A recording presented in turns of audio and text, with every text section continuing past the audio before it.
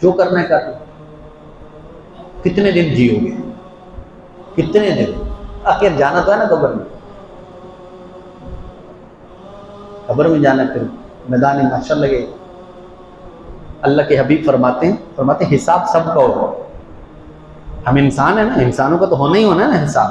अल्लाह के महबूब फरमाते हैं जानवरों का भी हिसाब होगा। तवज्जो कीजिएगा, क्या फरमाया? जानवरों का भी। हालांकि जानवरों ने ना जन्नत में जाना है ना दोज़ख में जाना है, हिसाब होगा। कैसे होगा? अल्लाह के हबीब फरमाते हैं दुनिया में जिस बकरी ने, जिसके सींग थे, उसने बगैर सींग वाली बकरी को अगर सींग मारे होंगे, क़यामत वाले दिन उसके सींग दूसरे को देकर उस बकरी को कहा जाएगा आप इसको सींग मारो, बदला लो।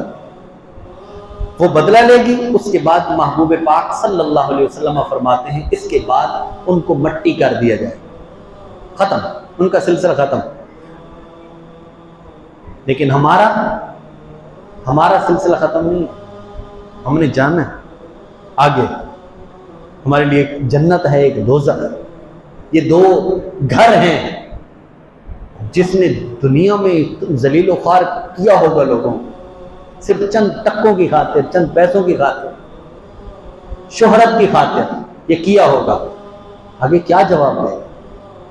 ये नबी करीम सल्लल्लाहु अलैहि वसल्लम ने ये जो फरमाया ना कि भाई इन जानवरों का भी हिसाब होगा, क्या ख्याल है? इससे हमें अल्लाह के हबीब ये नहीं बताना चाहते कि जब जानवरों का हिसाब होगा तो तुम्हारा तो बदरजा औला होगा, तुम्हारे तो आगे जाकर जन्नत दोज़ख है ना, उनका तो हिसाब खत्म, बदला लिया, ठीक है, ओके। लेकिन अब तुमने क्या करना? तुम्हारे लिए तो आगे जन्नत जहन्नम का अज़ाब है, वो चीजें, फिर क्या करोगे? तो भाई दुनिया के अंदर ही एक मुसलमान की जो इज्जत है उसको वो इज्जत दो, जो अल्लाह ने उसको इज्जत दी है वो दो। बेइज्जती ना करो, आप नहीं दे सकते, बेइज्जती ना करो।